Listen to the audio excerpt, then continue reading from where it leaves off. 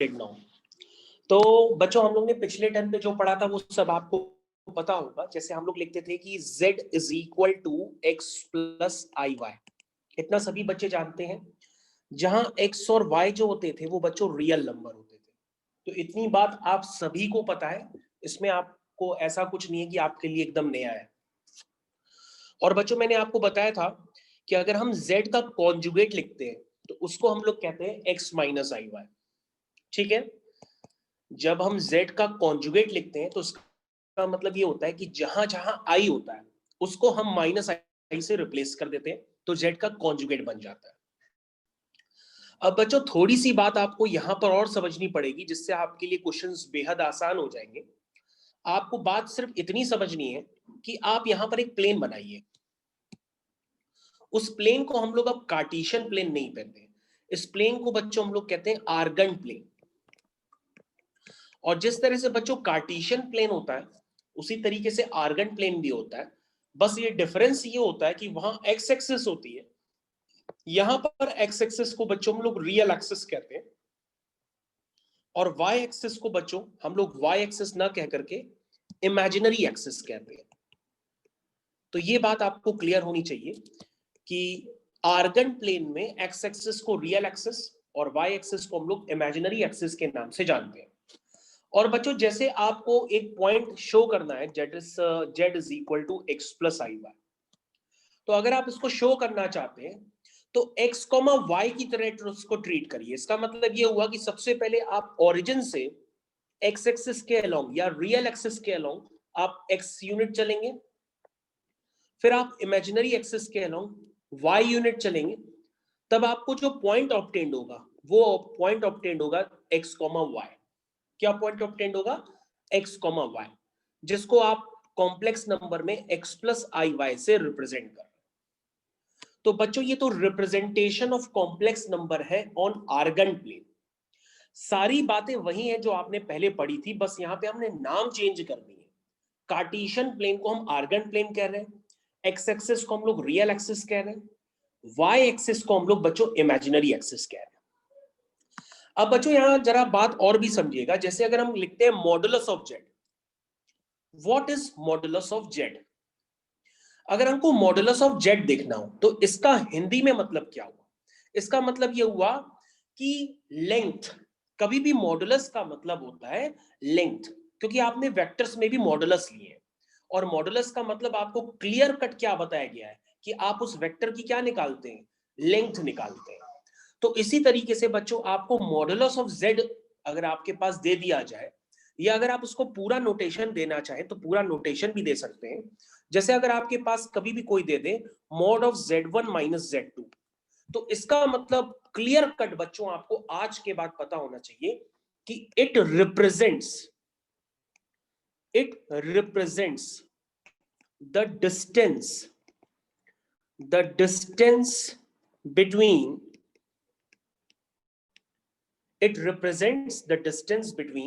z1 and z2। तो बच्चों ये बात आपको क्लियर होनी चाहिए कि कभी भी mod of z1 minus z2 आ जाए तो इसका मतलब ये होता है कि ये बताता है कि z1 और z2 के बीच की जो दूरी होती है उसको हम रिप्रेजेंट करते हैं mod of z1 minus z2 से।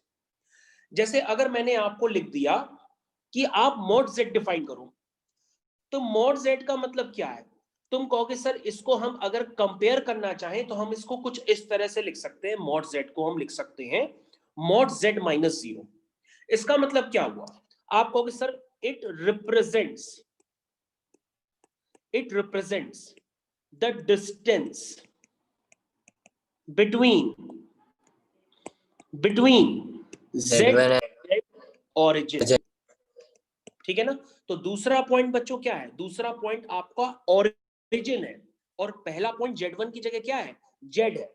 तो बच्चों z1 की जगह यहां पर z है और z2 की जगह आपका ओरिजिन है। तो ये क्लियर कट आपको क्या बता रहा है? ये रिप्रेजेंट कर रहा modulus of z, that is distance of z from origin.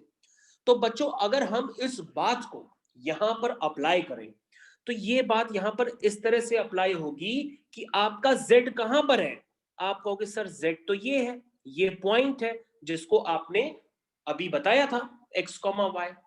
तो z this is the point, ये अभी मैंने पॉइंट आपका मार्क किया है। अगर मैं पूछूं आपका मॉड z कहां है, तो आप कहोगे सर मॉड z आपका ये है, that is the distance between origin and z। तो ये बच्चों बात आपको क्लियर होनी चाहिए कि where is modulus of z। तो बच्चों मॉडुलस ऑफ z मैंने आपको अभी अभी क्लियर कट इंडिकेट किया है कि ये जो लेंथ है, इस लेंथ को हम लोग कहेंगे मॉडुलस ऑफ z। और अगर हम इस मॉडुलस ऑफ z की लेंथ निकालना चाहें तो ये कोई बहुत हाई प्रोफाइल लेंथ नहीं है, आपको सिर्फ और सिर्फ एक ट्रायंगल का फॉर्मेशन करना है, उस ट्रायंगल के फॉर्मेशन से आपको ये लेंथ क्लियर हो जाएगी। तो बच्चों आप देखिए ये आपके सामने मैंने ट्रायंगल पूरी तरीके से बना दिया है, और ये एक राइट एंगल ट्रायंगल का हाइपोटेनियस है। और सभी बच्चे जानते हैं कि एक राइट एंगल ट्रायंगल का जो हाइपोटेनियस होता है वो किस तरह से निकाला जाता है। तो आप कैसे लिखेंगे इसको, आप लिखेंगे मॉड z, मतलब अगर आप इसको लिखना चाहें तो आप इसको लिख भी सकते हैं ओ ए बी, इस ट्रायंगल को आप ले लीजिए इस तरह से ओ ए बी, और इसमें आप पाइथागोरस थ्योरम अप्लाई कर दीजिए। तो जब बच्चों आप पाइथागोरस थ्योरम अप्लाई करेंगे तो मॉड z स्क्वायर क्या आएगा, वो आएगा x square plus y square. यही तो होती है बच्चों पाइथागोरस थ्योरम कि हाइपोटेनियस का square is equal to base का स्क्वायर प्लस परपेंडिकुलर का square. That means mod z आपका क्या आया, मॉड z आया under root of x square plus y square. कहने का मतलब ये है बच्चों कि अगर आपके पास z है x प्लस आई वाई, तो आप मॉड z को डिफाइन करोगे this is under root of x square plus y square. अगर कुछ बच्चे अभी हम देख रहे हैं, कुछ बच्चों ने अभी ज्वाइन किया है, तो हम आपके लिए क्या करते हैं, हम आपके लिए एक बार दोबारा डायग्राम बना देते हैं और उसमें कुछ और बातें भी आपको समझा देते हैं। तो मैंने हर बात को दो दो बार रिपीट किया है, इसलिए आपको कोई कंफ्यूजन होना नहीं चाहिए। अगर अभी भी आपको कंफ्यूजन हो रहा है तो हम आपके लिए डायग्राम फिर से बना देते हैं। जरा ध्यान दीजिएगा क्योंकि हम डायग्राम में कुछ बातें आप प्लस करते चले जाएंगे, तो बातें ध्यान से सुनिएगा।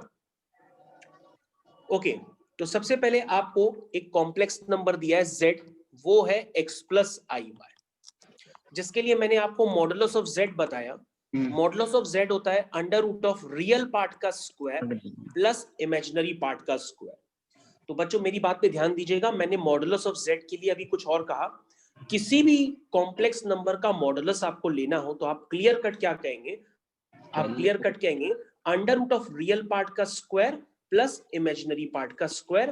तो आपके पास क्या आ जाएगा, वो कॉम्प्लेक्स नंबर आ जाएगा, उसका मॉडुलस आ जाएगा। तो बच्चों मॉडुलस ऑफ z होता कहां पर है, this is the modulus of z। ये बात आपको क्लियर होना चाहिए। अब आपको यहां पे कंफ्यूजन पैदा करने के लिए कुछ यहां पर बातें क्रिएट की जा सकती हैं, उससे आप कंफ्यूज भी हो सकते हैं। कंफ्यूज आप किस तरह से होंगे, देखिए यहां पे कंफ्यूजन किस तरह से पैदा हो सकता है आपके पास यहां पर z बार आ जाए, तो z बार क्या होगा, z बार होगा x माइनस आई वाई। तो क्या आप इस आर्गन प्लेन में x कॉमा माइनस वाई को रिप्रेजेंट नहीं कर सकते, बिल्कुल कर सकते हैं। उसके लिए आपको x कॉमा माइनस वाई को रिप्रेजेंट करने के लिए आपको पहले इस तरह से मूव करना पड़ेगा और इस तरह से आपको x कॉमा माइनस वाई मिल जाएगा। तो अगर हम x कॉमा माइनस वाई को रिप्रेजेंट करें तो हमको वो क्लियर कट यहाँ पे नजर आ रहा है कि वो क्या है, वो कौन से क्वाड्रेंट में जाकर के बना है। This is x comma minus y, तो आई थिंक वो फोर्थ क्वाड्रेंट में ही होता है। तो अगर हम यहाँ पे z बार का मॉडुलस लेना चाहें तो बच्चों आपको ये बात क्लियर कट नजर आ रही होगी कि z बार का मॉडुलस भी वही होगा जो z का मॉडुलस है। आप चेक करते हो, चेक कर लो z बार का मॉडुलस क्या होगा।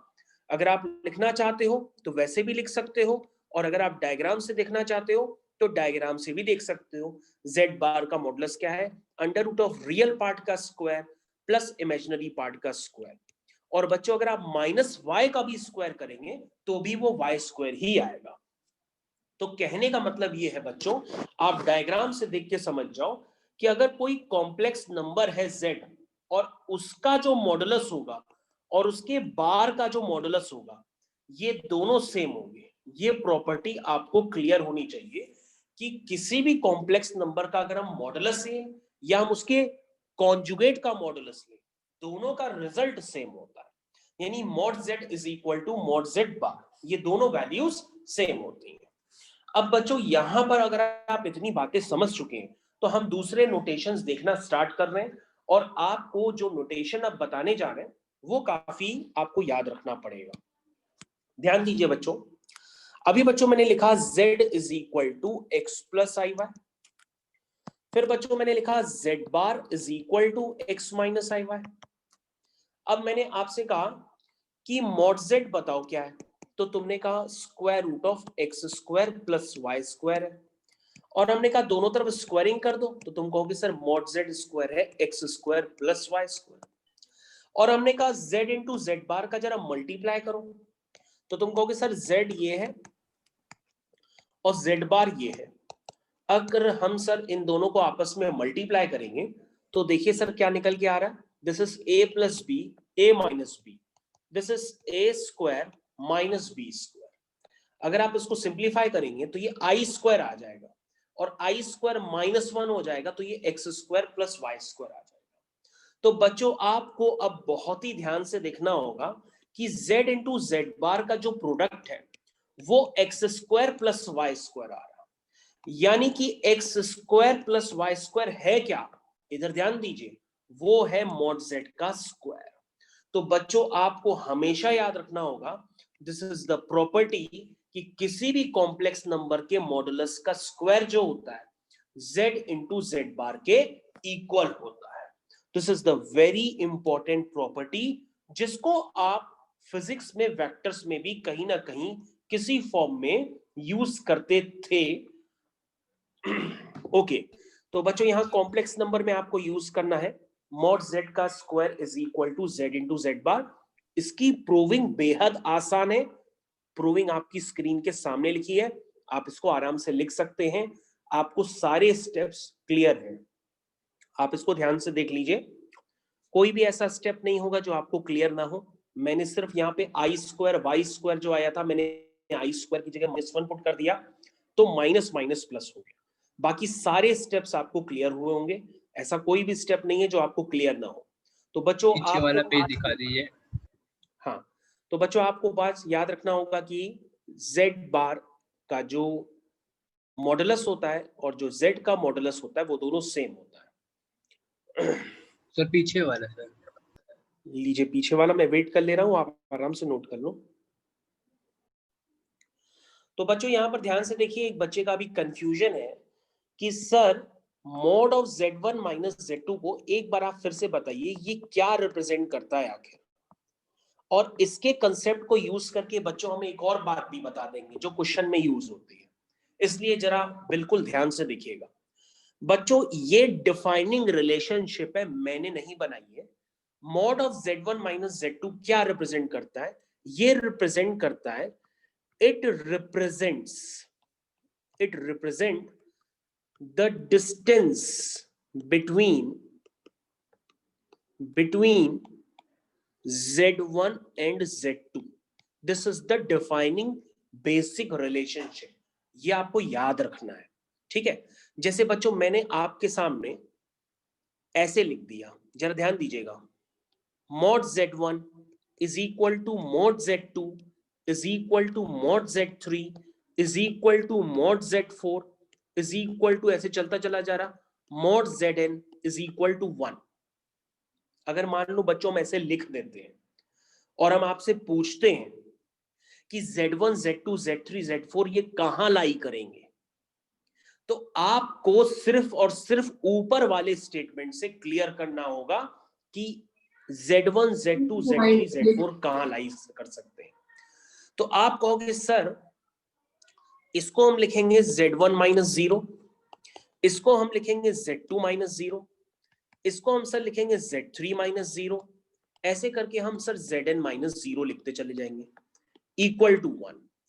तो जीरो एक दूसरा कॉम्प्लेक्स नंबर है, अब जो दूसरा कॉम्प्लेक्स नंबर है वो 0,0, इसका मतलब वो ऑरिजिन है। तो z1 की ऑरिजिन से दूरी, z2 की ऑरिजिन से दूरी, z3 की ऑरिजिन से दूरी, सभी कॉम्प्लेक्स नंबर की ऑरिजिन से दूरी एक कांस्टेंट के बराबर है। वो कांस्टेंट क्या है, 1 यूनिट। तो कोई बता सकता है ऐसा बच्चा कि z1 z2 z3 कहां पे लाई करेंगे? ओके ऐसा कोई बच्चा नहीं है। तो सबसे पहले बच्चों देखो, अगर आप इस डायग्राम को समझना चाहें तो समझ सकते हैं। बच्चों देखिए ये आपके लिए मैंने एक ओरिजिन बनाया है, ठीक, दिस इज द ओरिजिन, मान लिया मैंने लॉन्ग ओरिजिन। तो देखो बच्चों ये मैंने आपके सामने एक डायग्राम बनाया है, इस डायग्राम को पहले समझने की कोशिश करिए, इस डायग्राम को पहले समझने की कोशिश करिए। तो बच्चों ये अगर आपका ओरिजिन है तो मैंने क्या आपको बताया इतनी देर तक, मैंने आपको बताया जो Z1 की दूरी है ओरिजिन से, वही Z2 की दूरी है, वही Z3 की दूरी है, वही Z4 की दूरी है, वही Z5 की, वही Zn की, यही तो मैंने बताया। तो ये Z1, Z2, Z3, Z4, Z5, Zn, ऐसे करके जितने भी पॉइंट्स हैं वो कहाँ लाई करेंगे, सर्कल, सर्किल पे लाई करेंगे, सर्किल पे लाई करेंगे जिसकी रेडियस क्या होगी, 1 यूनिट होगी, रेडियस होगी 1 यूनिट। Yes sir. तो ये बात आपको बच्चों समझनी चाहिए। तो बच्चों मैंने अभी आपको एक छोटा सा एप्लीकेशन बताया कि mod of Z1 minus Z2 को देखो आपने कैसे कन्वर्ट कर लिया दूसरी बातों में, मैंने उससे सर्किल को रिप्रेजेंट करा दिया। ऐसे कई सारे एप्लीकेशन होते हैं, लेकिन अभी तो आपको ये बेसिक बात पहले पता होनी चाहिए कि mod of Z1 minus Z2 का क्लियर मतलब होता है Z1 और Z2 के बीच की दूरी, और कुछ नहीं होता है। ओके, तो यहां पे आप लिख सकते हैं कि Z1, Z2, Z3 dot dot dot Zn lie on circle. तो इसको आप अपनी कॉपी में जरूर लिख लीजिएगा वरना भूल जाएंगे।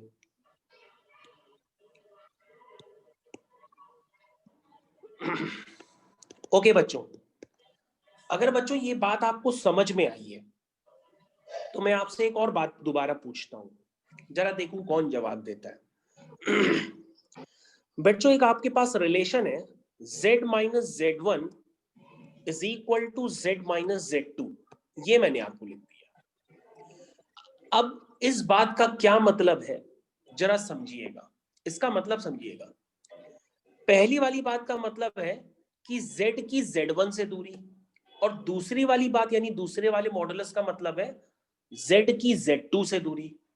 तो हिंदी में क्या मतलब हुआ इस स्टेटमेंट का कि Z की Z1 से जो दूरी है वो किसके बराबर है, Z की Z2 से दूरी के बराबर है।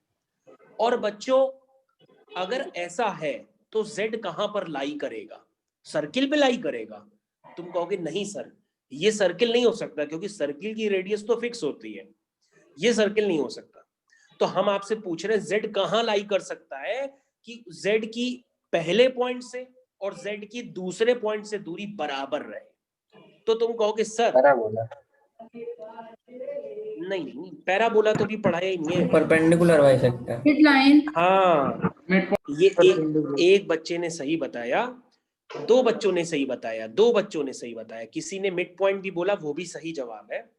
उस बच्चे ने बोला कि Z1 ये पॉइंट है और Z2 ये पॉइंट है, तो जो Z की अगर Z1 से जो दूरी है वही Z की Z2 से दूरी है, इसका मतलब ये दोनों डिस्टेंसेस बराबर है। तो Z कहां लाई करेगा, Z परपेंडिकुलर लाई करेगा Z1 और Z2 के मिड पॉइंट पे लाई करेगा। एज वेल एज वो और भी कई जगह हो सकता है, वो इन दोनों की लाइन ज्वाइनिंग के परपेंडिकुलर बाइसेक्टर पे कहीं भी हो सकता है। कहने का मतलब ये भी Z है, ध्यान दीजिएगा, ये भी Z है, ये भी Z है, ये भी Z है, ये भी Z है, ये भी Z है, ये भी Z है। और अगर आप भरोसा नहीं कर रहे तो आप इसको चेक करिए, ये देखिए इसकी इससे दूरी और इसकी इससे दूरी बराबर है, ये देखिए सारी डिस्टेंसेस बराबर है।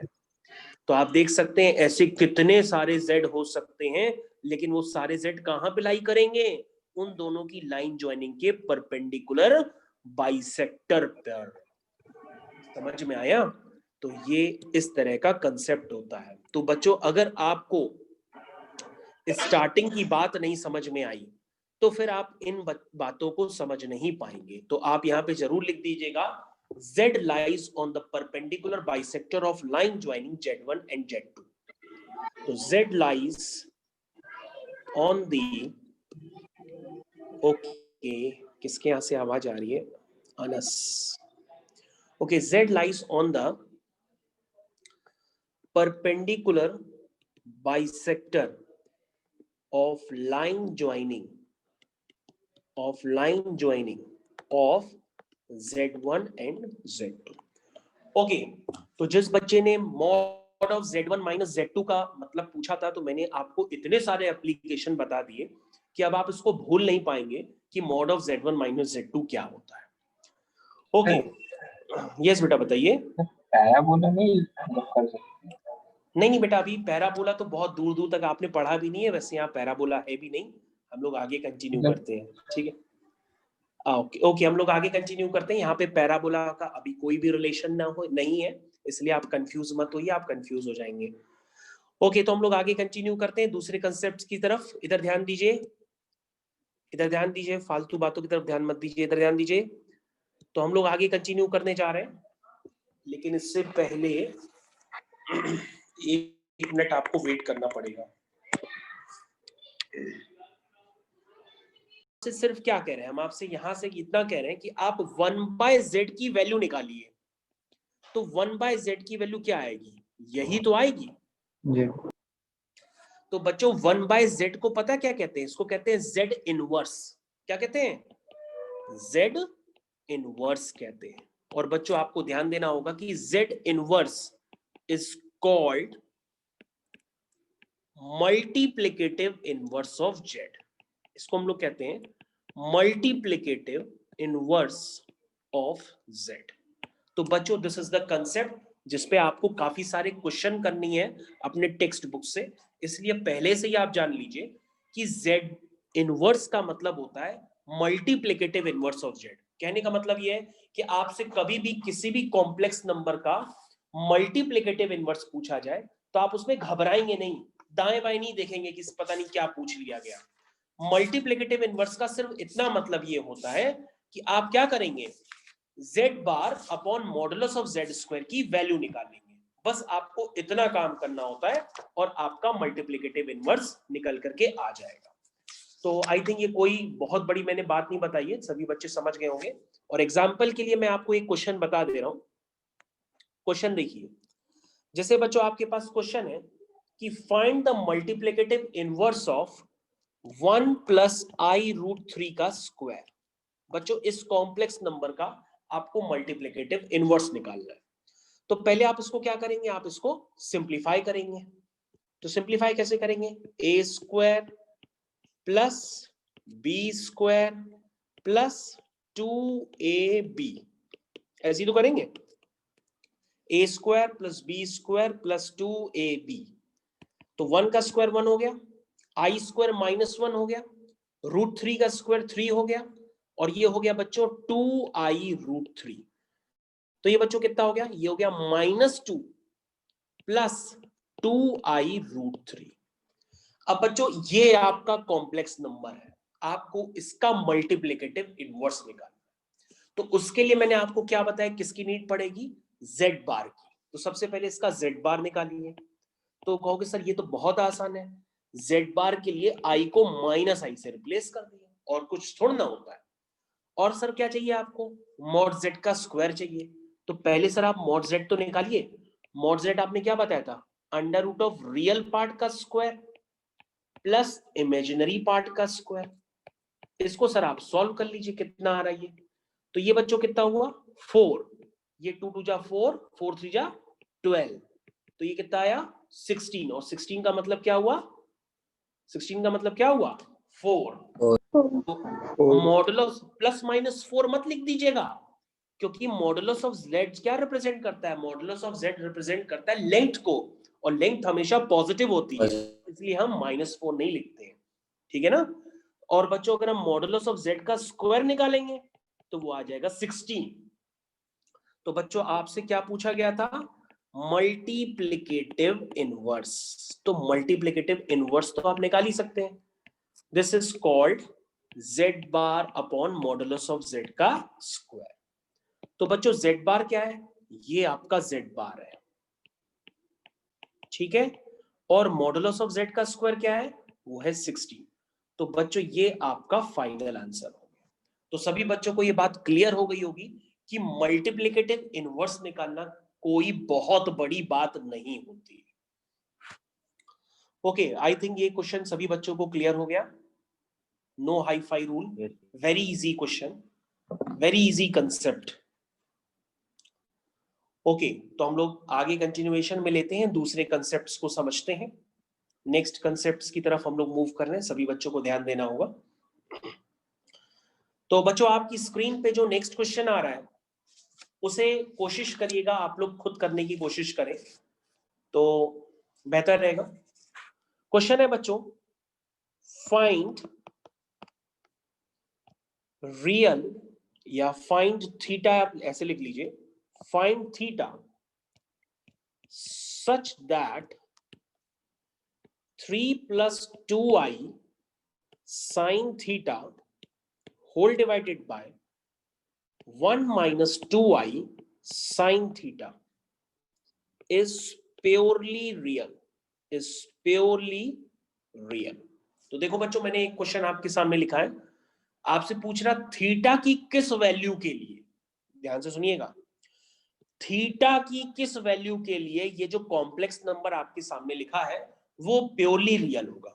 0। अब आप कहोगे सर प्योरली रियल क्या होता है ये, तो मैंने एक बार आपको बातों बातों में बताया था, मैं आपको दोबारा बता रहा हूं। Imaginary part 0।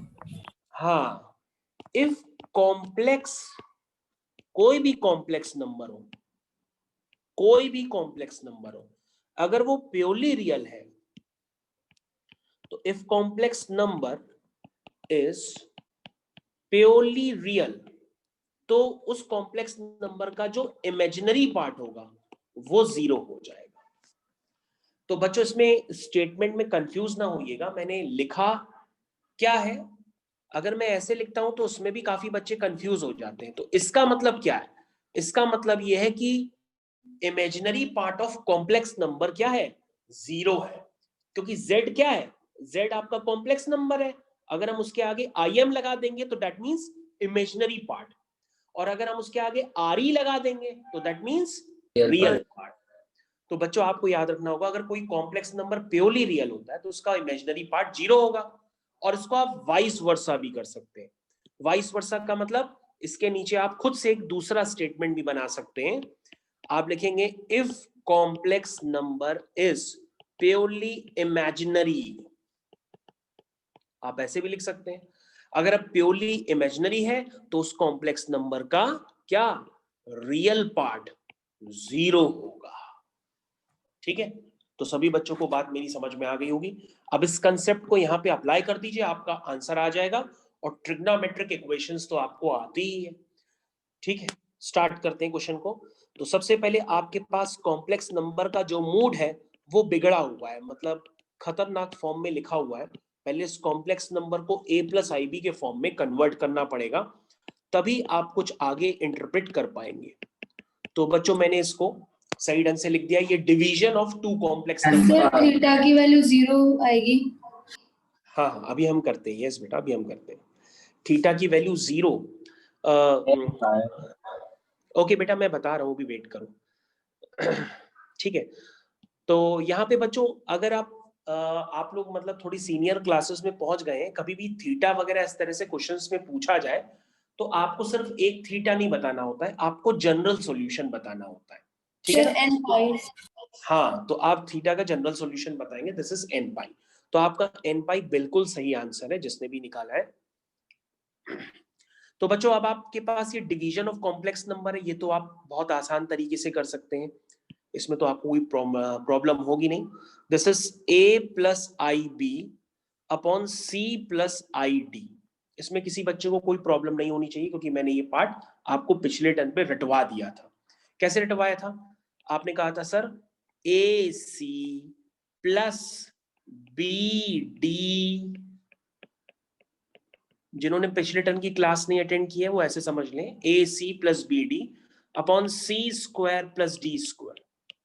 और जिसको ये मेथड नहीं आता है तो वो भैया डिनोमिनेटर के कॉन्जुगेट से रैशनलाइज करे, और कोई तरीका नहीं है।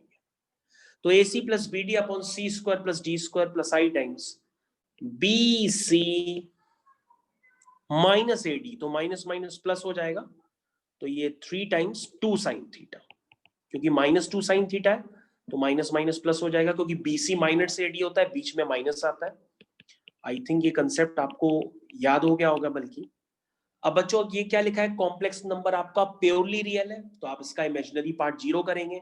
तो बच्चों इमेजिनरी पार्ट उसे कहते हैं जो i के साथ होता है। तो जो बच्चों उसको हम 0 करेंगे तो ये जो भी वैल्यू निकल के आएगी, this is 6 sin theta plus 2 sin theta, 8 sin theta बराबर 0 आएगा, मतलब आपका sin थीटा 0 आ जाएगा। और ये आपको पढ़ाया गया है काफी बार, मैंने भी पढ़ा है, आप लोग को और भी टीचर्स ने पढ़ाया है। तो आप इसको ऐसे लिखते हैं और फिर लिखते हैं theta is equal to n pi plus minus 1 की पावर n इंटू अल्फा। तो थीटा यहां से n पाई आ जाएगा, जहां पर n होगा आपका सेट ऑफ इंटीजर्स। तो this is the answer. I think इस तरह के क्वेश्चंस आपके पास काफी सारे आएंगे और आपको करने भी पड़ेंगे। पहले आप यहाँ पे देख लीजिए कोई आपको प्रॉब्लम ना हो बस। और अब जो हम क्वेश्चन कराने जा रहे हैं वो मे भी आपको किसी ना किसी एग्जाम में मिल जाए, जो अभी आपके होने वाले हैं, इसलिए अब उसको क्वेश्चन को ध्यान से देखिएगा। अब जो हम क्वेश्चन करने जा रहे हैं वो बुक्स में काफी डिफिकल्ट फॉर्म में दिया रहता है, लेकिन हम उसकी लैंग्वेज इजी कर देते हैं और आपको क्वेश्चन जल्दी समझ में आ जाएगा। देखिए ध्यान से, क्वेश्चन है बच्चों, इफ Z1 and Z2, ध्यान से देखिएगा, if Z1 and Z2 are different complex numbers, ध्यान से देखिए, if Z1 and Z2 are different complex number with mod of Z2 is equal to 1, find beta minus alpha whole divided by 1 minus alpha bar beta। तो बच्चों ये बात आपको clear होनी चाहिए, मैंने आपसे पूछा क्या है। अब सुनिए मेरी बात ध्यान से, क्वेश्चन बुक में कैसे गिवन है वो भी आप समझ लीजिए। क्वेश्चन एग्जाम में ऐसे आएगा आपके पास, if alpha and beta different complex number and mod of beta is equal to 1, then find of beta minus alpha upon 1 minus alpha bar beta. ऐसा क्वेश्चन आपकी बुक में ऑलरेडी लिखा हुआ है। तो अल्फा और बीटा से बच्चे बहुत कंफ्यूज होते हैं, वो उसको कॉम्प्लेक्स नंबर समझ नहीं पाते अल्फा बीटा को, इसलिए मैंने पूरा क्वेश्चन Z1 और Z2 में कन्वर्ट कर दिया। इसलिए हम इसके अंदर जो है ये सारे टर्म्स किसके में लिखेंगे, Z1 और Z2 के टर्म्स में लिखेंगे। तो ये आपको इस तरह से नजर आएगा, Z2 minus Z1 whole divide by 1 minus Z1 bar Z2। तो जो आपकी बुक में क्वेश्चन अल्फा बीटा के टर्म्स में दिया है उसको मैंने Z1 और Z2 के टर्म्स में कन्वर्ट कर दिया है। तो आई थिंक मेरी बात क्लियर हो गई होगी। अब आपको बच्चों उसकी एक्सप्रेशन की वैल्यू निकालनी है और यूज करना है आपको कि Z2 का जो मॉडुलस है वो 1 है।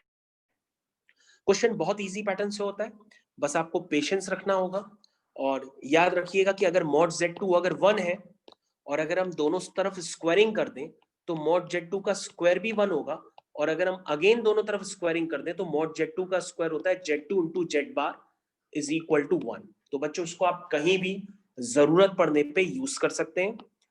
आपका क्वेश्चन स्टार्ट हो गया है, तो मैंने क्वेश्चन जस्ट अभी अभी स्टार्ट किया। तो बच्चों ये आपका एक्सप्रेशन जो आपको एवेल्युएट करना है, तो अब आप क्या करिए, जिसको आपको एवेल्युएट करना है उसकी आप स्क्वायरिंग कर दीजिए, स्क्वायरिंग।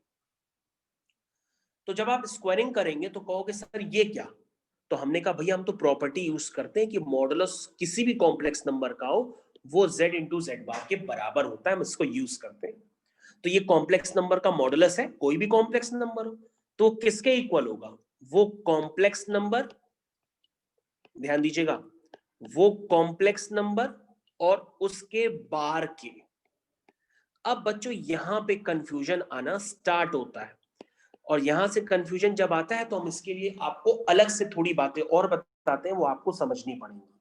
ध्यान दीजिएगा, मैं नीचे की तरफ यहां पे आपको बताता हूं, ध्यान दीजिएगा सभी बच्चे। कहने का मतलब ये है कि ये कॉन्जुगेट की प्रॉपर्टीज होती हैं जो आपको बताई नहीं जाती, बुक्स में अंडरस्टूड कर दी जाती है। This is properties of conjugate. ये मैं आपको साइड में कोने में ले जाकर के बता रहा हूं, जरा ध्यान दीजिएगा। प्रॉपर्टीज ऑफ कॉन्जुगेट ये ज्यादातर बुक्स में लिखी नहीं जाती है, इनको अंडरस्टूड कर दिया जाता है, और ये प्रॉपर्टीज जब क्वेश्चन में लगती हैं तो बच्चे कहते हैं ये अपने आप कैसे हो गया। जरा ध्यान दीजिएगा, अगर Z1 प्लस Z2 पर होल बार है तो बच्चों ये बार इंडिविजुअल ब्रेक हो सकता है। This is the property of बार। इसके अलावा अगर दो कॉम्प्लेक्स नंबर का डिफरेंस ही क्यों ना हो उसमें भी ये बार ब्रेक हो सकता है। दो कॉम्प्लेक्स नंबर का डिवीजन ही क्यों ना हो तो भी ये बार ऊपर और नीचे अलग अलग अप्लाई हो सकता है। This is the properties of conjugate. जो आपको जल्दी कोई बताएगा नहीं, वो कहेगा ये अंडरस्टूड है, लेकिन ये अंडरस्टूड नहीं होती है नए बच्चों के लिए, इसलिए आपको ये याद रखना पड़ेगा। और इन प्रॉपर्टीज को हम यहाँ पे यूज करेंगे। ये देखिए आपके सामने वापस वही क्वेश्चन, मॉडुलस ऑफ z का square is equal to z into z bar. तो कहोगे सर आपने बार तो लगाया ही नहीं। ये देखिए अभी बार लगाया, z इंटू जेड बार, रेड कलर का अभी मैंने जस्ट लगाया है। ओके, तो स्टार्ट करते हैं आगे हम। तो बच्चों अब आप कहोगे कि सर तो जो बार की प्रॉपर्टी है उसको यहां पर आप यूज करेंगे। बिल्कुल करेंगे। देखो डिवीजन में यूज करते हैं, ऊपर बार अलग लगेगा, नीचे बार अलग लगेगा, और ऊपर डिफरेंस पे बार लगेगा, मतलब हर नंबर पे बार आ जाएगा। मतलब अगर आपको सीक्वेंस में लगाना हो तो आप सीक्वेंस में भी लगा सकते हैं।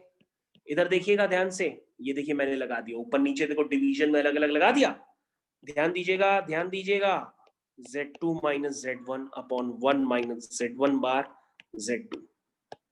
अब बच्चों अभी मैंने बताया था ये बार इस तरह से ब्रेक हो जाता है, तो इस बार को मैंने ब्रेक कर दिया। ठीक है, तो यहां तक सभी बच्चों को क्लियर हो गया होगा, कोई भी स्टेप ऐसा नहीं होगा जो समझ में ना आए। बच्चों ये कॉन्जुगेट की प्रॉपर्टी किसके लिए एग्जिस्ट करती है? कॉम्प्लेक्स नंबर के लिए एग्जिस्ट करती है। और अगर कोई भी कह दे रियल नंबर का बार, तो बच्चों रियल नंबर पे बार लगाने पे कोई भी फर्क नहीं पड़ता। अगर 2 है और 2 का आप कॉन्जुगेट लेंगे तो 2 ही आएगा। मतलब रियल नंबर जैसे यहां पर 1 है, अगर हम 1 का बार लेंगे तो 1 ही आएगा।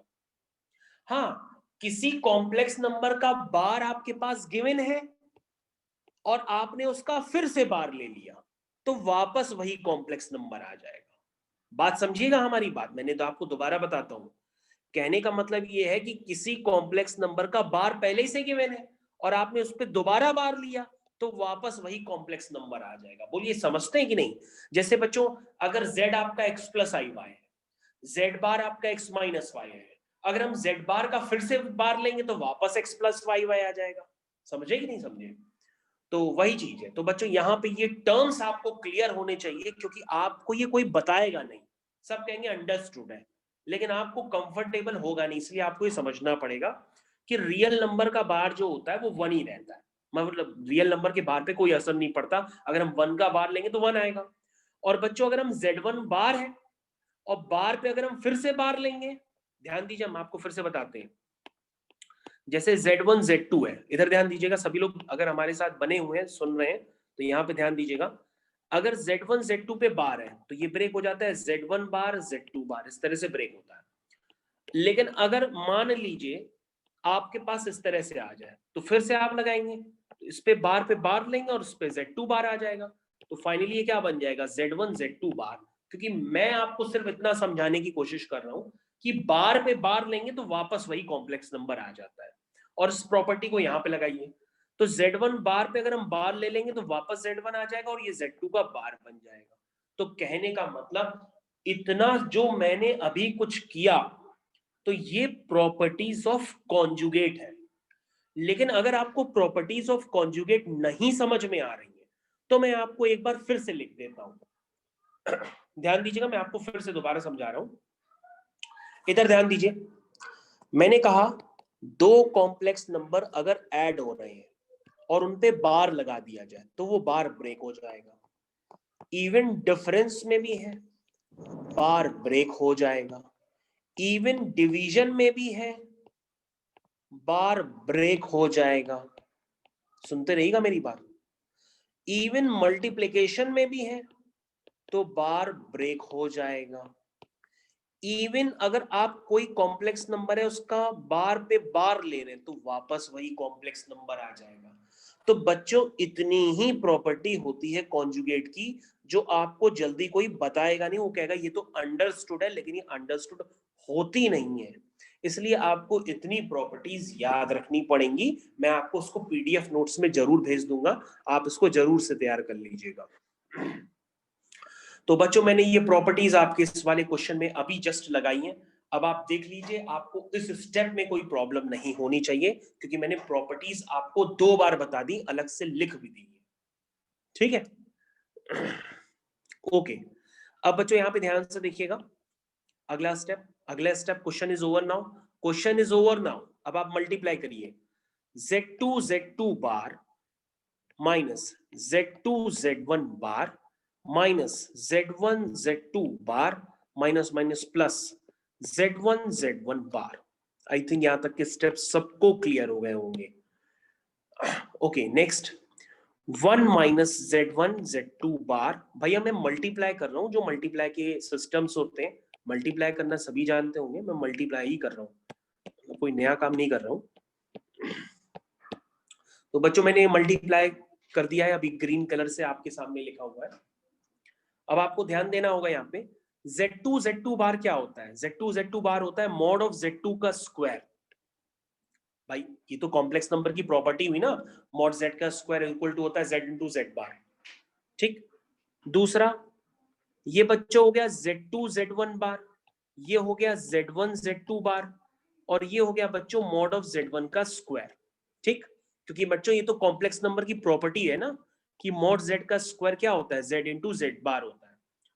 तो इस becomes 1 minus Z2 bar minus Z1 bar Z2 plus, तो बच्चों ये हो गया मॉड ऑफ Z1 का स्क्वायर, ये हो गया मॉड ऑफ Z2 का स्क्वायर।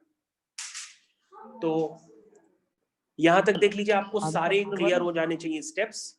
यहां तक के स्टेप्स में आपको कोई डाउट नहीं होना चाहिए। अब बच्चों देखिए, आपके पास गिवन क्या था, क्वेश्चन पे जाइए। आपके पास गिवन था कि मॉड Z2 जो है वो 1 है, मॉड Z2 जो है आपका 1 है। तो ये हो गया 1 minus Z1 bar minus Z2 bar plus mod of Z1 square whole divided by 1 minus Z2 bar minus Z1 bar Z2, और Z2 बेटा 1 हो गया, तो ये मॉड ऑफ Z1 स्क्वायर हो गया। अब बच्चों आप देख लीजिए, आपके सामने क्लियर विजन हो गया होगा। आपने किसको सिंप्लीफाई किया था वो अब आप LHS में लिख लीजिए। आपने सिंपली किया था mod of Z2 minus Z1 whole divided by 1 minus Z1 bar Z2, इसके मॉडुलस के स्क्वायर को आपने सिंप्लीफाई किया था। ठीक है, using the property Z into Z बार। अब बच्चों ये दोनों टर्म्स ऊपर नीचे से कैंसिल हो रहे हैं, ये देखिए ये टर्म भी कैंसिल हो गया, ऊपर वाला टर्म भी कैंसिल हो गया। तो question is finish now, question is finish. पूरी तरीके से क्वेश्चन आपको समझ में आ जाना चाहिए कि mod of Z2 minus Z1 whole divide by 1 minus Z1 bar Z2 का मॉडुलस का स्क्वायर 1 आ रहा है। दैट मींस इसकी वैल्यू क्या आएगी, प्लस माइनस 1। माइनस तो लेंगे नहीं क्योंकि मॉडुलस है, इसलिए आपका आंसर क्या हो जाएगा 1। तो this is the answer is 1, और ये क्वेश्चन आपको एग्जाम में मिलेगा और आपको सारे प्रॉपर स्टेप्स के साथ क्वेश्चन फॉलो करना होगा। मैंने आपको प्रॉपर्टीज ऑफ कॉन्जुगेट बिल्कुल पूरी तरीके से क्लियर कर दी है। तो सारे बच्चों को होपफुली क्वेश्चन बिल्कुल समझ में आ गया होगा, क्लास में जितने भी बच्चे हैं। -1 यस बेटा बताइए, टर्म लिख रहे हैं, जरा ध्यान दीजिएगा। क्वेश्चन काफी इजी है। क्वेश्चन है Z1 is equal to 2 minus i, Z2 is equal to -2 plus i. ध्यान से देखिए, Z1 भी गिवन है और Z2 भी गिवन है। ठीक है, अब आपको निकालना क्या है, लिखिए find real part of Z1 Z2 upon Z1 बार, ये आपको निकालना है। This is the first part. और सेकेंड पार्ट आपको निकालना है imaginary part of 1 upon Z1 बार। ये बच्चों 2 पार्ट आपको निकालने है काफी इजी, लेकिन लोग ये सारे टर्म्स देख के पता नहीं क्यों कंफ्यूज होते हैं। देखो सबसे पहले आपको क्या करना है, जैसे ये लिखा है तो आप आरी से मतलब मत रखो, आप जो आरी के अंदर है पहले उससे मतलब रखो। तो आरी के अंदर क्या है, Z1 Z2, तो पहले आप Z1 Z2 निकालो जरा। ये आपका हो गया Z1 और ये आपका हो गया Z2। निकालने में टफ लगता है तो आप भैया मल्टीप्लाई करो, 2 2 जा 4 -4 प्लस 2i और फिर अगेन प्लस 2i और माइनस प्लस माइनस आई स्क्वायर, और बच्चों आई स्क्वायर क्या हो जाएगा, -1, दिस इज 4i और ये माइनस माइनस प्लस 1 हो गया। तो बच्चों ये निकल करके आ गया -4 + 1, this is -3 + 4i, -3 + 4i, Z1 Z2 आ गया। अब बच्चों Z1 बार क्या है, जरा चेक कर लो Z1 बार क्या है। Z1 बार हो जाएगा 2 + i, हो गया। अब बच्चों आपको चाहिए क्या, आपको चाहिए Z1 Z2 अपॉन Z1 बार, ये तो चाहिए।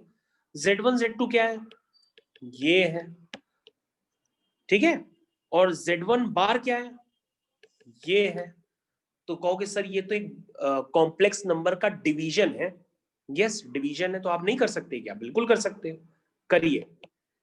AC plus BD upon C² plus D² plus I times BC, minus minus plus हो जाएगा क्योंकि -3 × 1 है और फिर माइनस आएगा, तो -3 × 1 दिस इज -3, तो BC 4 × 2 -AD -3 × 1, तो माइनस माइनस प्लस हो जाएगा क्योंकि बीच में भी माइनस होता है, अपॉन C² प्लस D²। तो बच्चों अब आप इसको कन्वर्ट कर चुके हो A + IB के फॉर्म में, this is -6 + 4 upon 5 plus I times 4 2 जा 8, 11 upon 5, this is -2 upon 5 plus I times 11 upon 5। तो बच्चों आपको क्लियर कट मैंने इवेल्युएट करके दे दिया है Z1 Z2 अपॉन Z1 बार, आ गया ना। अब बच्चों ये आपको नहीं निकालना है, आपको निकालना है real part of this complex number. आपका ये जो कॉम्प्लेक्स नंबर है ना, आपको इस कॉम्प्लेक्स नंबर का रियल पार्ट निकालना है, ठीक है। आपको ये जो कॉम्प्लेक्स नंबर है ना, मैंने ब्रैकेट में लिखा है Z1 Z2 अपॉन Z1 बार, इस आपको कॉम्प्लेक्स नंबर का रियल पार्ट लिखना है। तो उसका रियल पार्ट कितना है, -2/5, दिस इज द आंसर। तो बच्चों ये आपको करना पड़ता है, तो आरी को देख के आपको कंफ्यूज नहीं होना है। आप क्या करिए, पहले अंदर का सारा काम निपटा दीजिए और फिर जो बाहर लगा है, आरी लगा है तो रियल पार्ट बता दीजिए इस कॉम्प्लेक्स नंबर का, IM लिखा है तो उसका इमेजिनरी पार्ट बता दीजिए, बस इतना काम करना होता है। लेकिन ये जब एग्जाम में आते हैं तो पता नहीं आप लोग देख के कंफ्यूज बहुत होते हो। यस बेटा बताइए, सेकंड पार्ट का आंसर बन। तो बच्चों ये डिवीजन वाले फॉर्मूले की फरमाइश फिर से आई है तो मैं आपको लिख देता हूं, this is A + IB upon C + ID।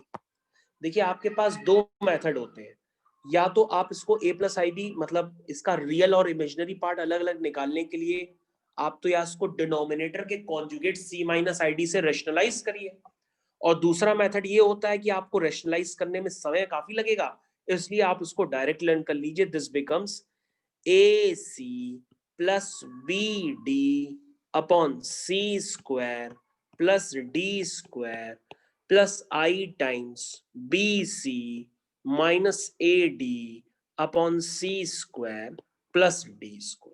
अब आप चेक कर लो उसको, ठीक है। तो हर कॉम्प्लेक्स नंबर जो डिवीजन में होता है, इसको इस फॉर्म में हम ले आते हैं और खटाक से उसका रियल पार्ट इमेजिनरी पार्ट जो चाहिए होता है वो हम निकाल लेते हैं। अभी अभी तो हम पूरे पूरे लिखते हैं, लेकिन हम पूरा थोड़ा ना लिखते हैं। हमको तो अगर रियल पार्ट की जरूरत होगी तो हम रियल लिख लेते हैं, इमेजिनरी की जरूरत होगी तो हम इमेजिनरी लिखते हैं। तो अभी तो हम आपको सिखा रहे हैं इसलिए पूरा पूरा ही लिख देते हैं, उसका रियल पार्ट भी लिख देते हैं, इमेजिनरी पार्ट भी लिख देते हैं। लेकिन क्वेश्चन में जब आरी लिखा होगा तो हमको सिर्फ रियल पार्ट लिखना होता है, तो हम आरी लिखेंगे बस। ओके, तो समझ में तो आ ही गया होगा आपको। तो आपके पास बच्चों दूसरा क्वेश्चन है, उसमें 1/Z1 Z1 बार निकालना है। तो बच्चों ये आपका सेकंड पार्ट है, उसमें आपको 1/Z1 Z1 बार निकालना है। तो बच्चों Z1 देखो क्या है, z1 है आपका 2 माइनस आई, तो लिखिए पहले इसको सिंप्लीफाई करिए, दिस इज 2 माइनस आई और बार होगा तो 2 प्लस आई। तो इसका मतलब बच्चों ये क्या हुआ, ये हुआ a square minus b square, तो ये हुआ 2 स्क्वायर माइनस आई स्क्वायर। आप कहोगे सर आई स्क्वायर तो -1 होता है, तो ये 4 + 1 5 हो जाएगा।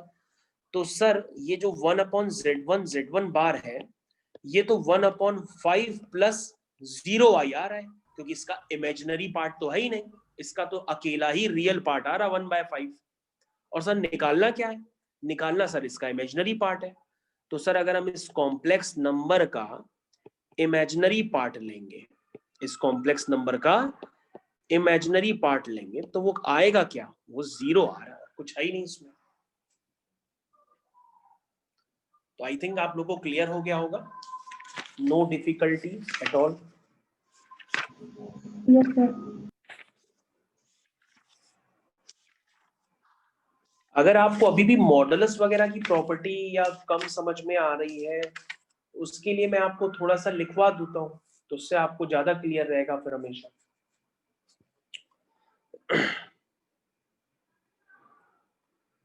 तो ठीक है बच्चों, हम लोग आगे कंटिन्यू करते हैं, और थोड़ी सी क्लास और बची है, पेशेंस रखिएगा, थोड़ा सा हम लोग और पढ़ना है, पढ़ लेते हैं।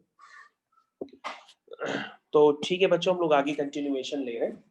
तो आप हेडिंग डाल सकते हैं यहाँ पे, प्रॉपर्टीज ऑफ मॉडुलस, हेडिंग डाल सकते हैं। जैसे प्रॉपर्टीज ऑफ कॉन्जुगेट मैंने आपको अलग से लिखवाई ना 2 बार, वैसे आप प्रॉपर्टीज ऑफ मॉडुलस आप लिख लो। हो सकता है आपके लिए आगे चल के ये आसान ना हो, इसलिए आप इसको अभी लिख लोगे तो यह ज्यादा याद रहेगा, क्योंकि अभी तो लग रहा है कि पढ़ाई कर रहे हैं तो सब चीजें ठीक लग रही है, लेकिन हो सकता है मे बी आपको डिफिकल्ट लगे। पहली प्रॉपर्टी क्या बताई, मॉडुलस ऑफ z का स्क्वायर इज इक्वल टू होता है z इंटू z बार। दूसरी प्रॉपर्टी क्या होती है, मॉड ऑफ z1 z2। दो कॉम्प्लेक्स नंबर पे इस तरह से मॉड है, तो आप इस मॉड को ब्रेक भी कर सकते हैं, mod of z1 into mod of z2। अगर मॉड ऑफ z1 अब मतलब इस तरह से अगर लिखा है, तो आप इसको इस तरह से लिख सकते हैं, ठीक, मतलब डिवीजन में भी ब्रेक हो जाएगा। ये सब प्रॉपर्टीज है, पता होनी चाहिए। ओके, अब बच्चों यहां पर जरा एक बहुत खास बात बता रहे हैं, जितने बच्चे क्लास में वो बने रहिएगा और देखते रहिएगा, आपको बहुत ढंग से अब समझना पड़ेगा। यहाँ पे देखिए, जैसे बच्चों मैंने लिखा आपको z is equal to x plus i y, लिखा। अब मैंने आपको लिख दिया z bar is equal to x minus i y. हमने कहा बच्चों इन दो इक्वेशंस को जरा ऐड करो, इन दो इक्वेशंस को ऐड करो, तो आएगा z plus z bar is equal to 2x। इसका मतलब यहां से x क्या आएगा, x आएगा z plus z bar upon 2, ये आएगा। फिर से जरा ध्यान दो, आप लिखो z लिखो दोबारा, this is x plus i y, फिर z बार लिखो, ये x माइनस आई वाई। अब आप क्या करो, एक बार आपने ऐड किया, अब आप इनका डिफरेंस करो, देखते रहना, क्लास मत लीव करना, फिर कहोगे हमको समझ में नहीं आया। अब दोनों का जो डिफरेंस करो बच्चों, डिफरेंस समझते हो ना, दोनों को माइनस, मतलब ये देखो माइनस कर रहे हैं, ठीक है। तो ये 2i y हो गया, तो बच्चों यहां से y की वैल्यू क्या आई, z minus Z bar upon 2, ये आई। ध्यान से देखिए बच्चों, यहां पर आपको कुछ बातें समझनी होगी। सर हाँ सर आई आपने नहीं लिखा। अरे लिख देते, भूल गया हूँ, ठीक। तो ये बच्चों बातें जो मैंने आपको बताई उसको समझिए। तो आप अब आपके मन में क्वेश्चन आएगा कि सर ये एक्स वाई का करें क्या, आपने निकाले क्यों है, क्या करें हम इसका एक्स वाई का।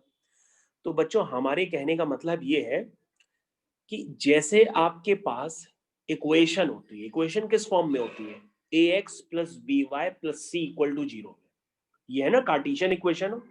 अगर आपको किसी भी कार्टेशियन इक्वेशन को कॉम्प्लेक्स इक्वेशन में कन्वर्ट करना हो, तो आप क्या करोगे, उस कार्टेशियन इक्वेशन में x की जगह ये पुट करोगे, y की जगह वो पुट करोगे। जैसे ही पुट करोगे आपकी इक्वेशन एक कार्टेशियन इक्वेशन से कॉम्प्लेक्स इक्वेशन में भी कन्वर्ट हो सकती है। यानी कि तुम कहोगे बाप रे बाप, इसका इतना बड़ा पोर्शन होता है, यानी कि सर ये धीरे धीरे कॉम्प्लेक्स नंबर कोऑर्डिनेट ज्योमेट्री में कन्वर्ट हो जाता है क्या। यस, ये सर्किल के भी अंदर होता है, कोनिक सेक्शन में भी होता है, स्ट्रेट लाइन में भी होता है।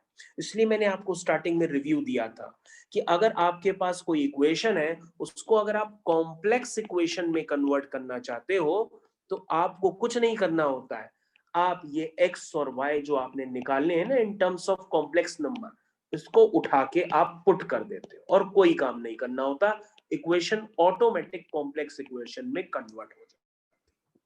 इसके अलावा समझो और भी यूज है, ध्यान दीजिएगा, और भी यूज है। आप बच्चों अभी आपने एक रिलेशन लिखा है, ध्यान दीजिएगा, आपने एक रिलेशन लिखा है z plus z bar by 2 is equal to x, लिखा है ना, ध्यान दो, आपने क्या लिखा है, z plus z bar by 2 is equal to x।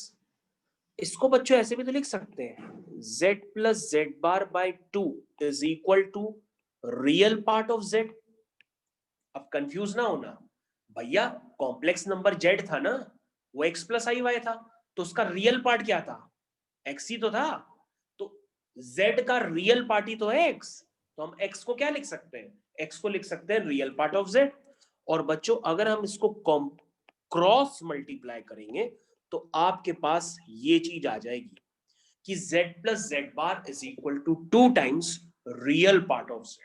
और this is very important relation जो आपको काफी सारी जगहों पे यूज करना होगा, ठीक है। अगर आप कुछ भी ना याद रख पाए तो आपको ये जरूर याद रखना होगा कि कोई भी कॉम्प्लेक्स नंबर और उसके बार का जो सम है वो 2 टाइम्स उसके real part of complex number के बराबर होता है। ये रिलेशन बच्चों आपको याद रखना पड़ेगा, इसमें कोई ढिलाईपन नहीं चलेगा, ये आपको याद रखना पड़ेगा 100%। अब समझिए, आप कहोगे सर इसका और भी तो यूज बताओ, और भी पक्का यूज होगा क्योंकि आप सब धीरे धीरे बताते हो। देखो अब आपके पास यूज कैसे जनरेट हो रहा है, जैसे आपने लिखा modulus of z1 plus z2 का होल स्क्वायर, इसको आपको आइडेंटिटी की तरह आगे यूज करना है। लेकिन ये आइडेंटिटी बनती कैसे है पहले ये तो समझो।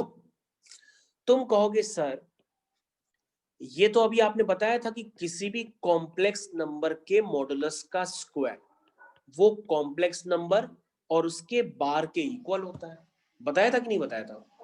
तो that means z1 plus z2 के मॉड का स्क्वायर ये हो गया z1 प्लस z2 और ये हो गया z1 बार प्लस z2 बार। बोलो समझ में आया यहां तक? भाई प्रॉपर्टीज ऑफ कॉन्जुगेट है वही तो हमने लगाई। तुम कहोगे सर इसको मल्टीप्लाई करिए तो z1 बार z1 z2 बार। ध्यान दीजिएगा अचानक यहां पर आपको नई चीज देखने के लिए मिलेगी, तो अब आप टर्म्स कलेक्ट करिए, z1 बार का टर्म कलेक्ट किया, z2 बार का टर्म कलेक्ट किया, z2 bar plus z1 bar z2 ये लिखा। अब आपको कौन लगेगा आराम, कहोगे सर ये तो हम जानते हैं, इसको हम ऐसे लिख सकते हैं, इसको हम ऐसे लिख सकते हैं, लेकिन यहां पर आपको समझना पड़ेगा इसके आगे वाले टर्म। बच्चों मैंने आपको थोड़ी देर पहले जस्ट पीछे देखो आपको क्या बताया है, मैंने आपको बताया है z plus z bar is equal to 2 times real part of z, बताया ना। इसको लिखो यहाँ पे z plus z bar is equal to 2 times real part of z, ये बताया हमने। इसको यूज करो जरा। कहोगे सर कैसे यूज करें, हमने कहा यूज करते हैं। बेटा ये देखो एक कॉम्प्लेक्स नंबर है, ठीक है।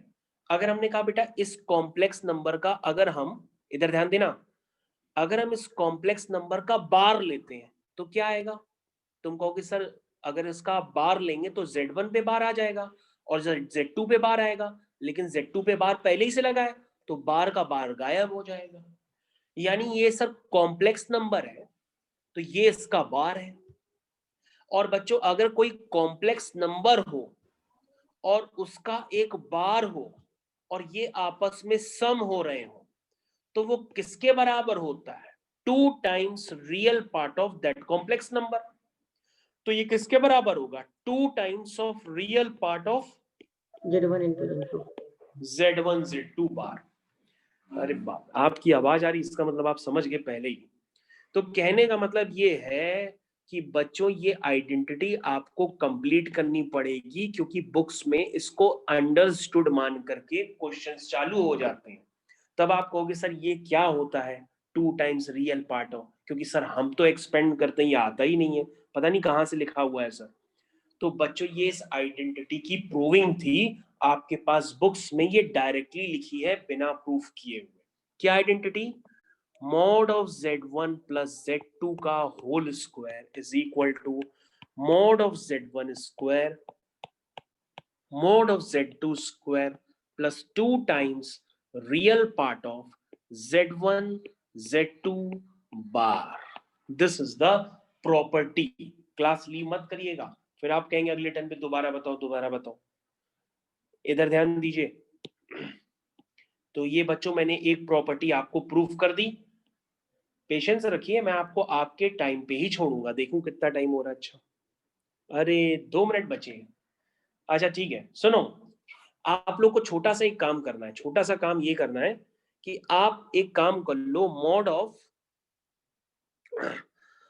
of z1 माइनस z2 का होल स्क्वायर आप खुद निकाल लो। निकाल लो।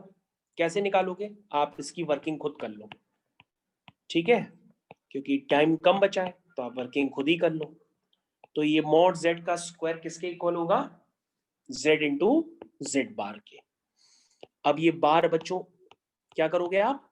ब्रेक कर दोगे, क्योंकि कॉन्जुगेट की प्रॉपर्टीज मैंने आपको बताई थी। चलिए मल्टीप्लाई करिए, z1 bar minus z1 bar minus z2 bar plus z2 बार। आया? तो बच्चों ये क्या है? ये है mod ऑफ z1 का square.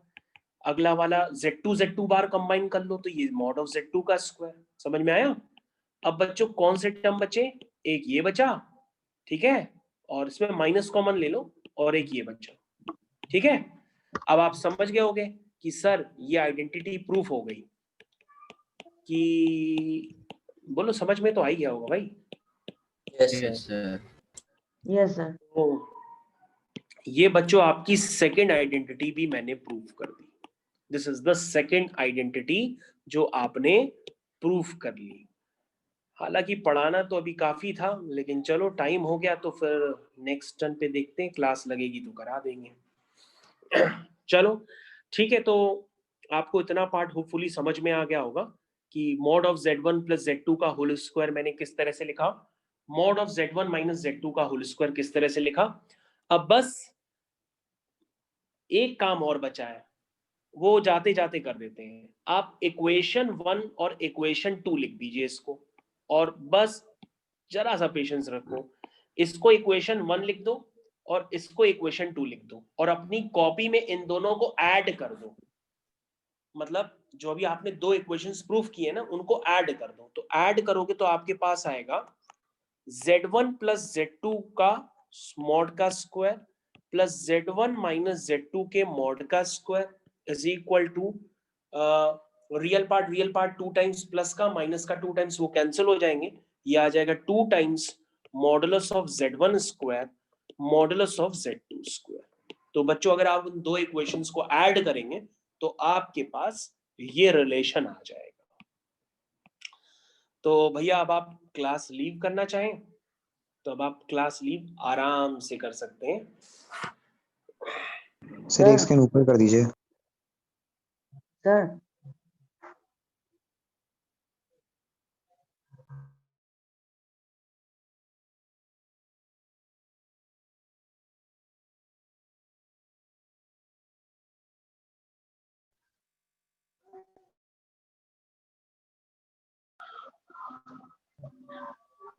Sir. Hello, sir. Sir